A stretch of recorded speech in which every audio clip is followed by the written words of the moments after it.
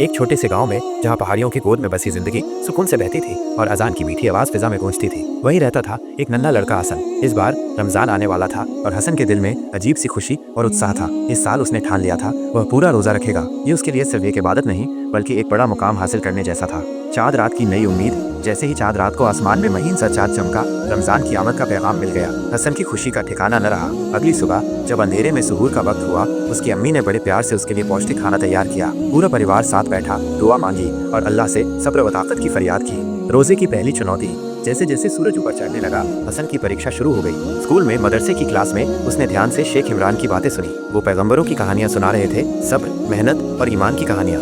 लेकिन जैसे जैसे दिन ढलता गया, गर्मी बढ़ती गई। हसन को प्यास सताने लगी, गला सूखने लगा, लेकिन दिल मजबूत था। उसे याद आया हमारे प्यारे नबी हजरत मोहम्मद सल्लल्लाहु अलैहि वसल्लम ने फरमाया था, रोजा एक ढाल है, नेकी से मिला सुकून। हसन को समझ आ गया, रोजा सिर्फ भूखा प्यासा रहने का नाम नहीं बल्कि नेकियों से दिन गुजारने का नाम है। उसने अपने अब्बा के साथ मिलकर गांव के बुजुर्गों के घर जाकर खजूर और पानी बांटा। जब उन बुजुर्गों ने दुआएं दी तो हसन के दिल को एक अजीब सुकून मिला। ये सुकून किसी खाने से ज्यादा मीठा था। इफ्तार की घड़ियां सब्र का इनाम।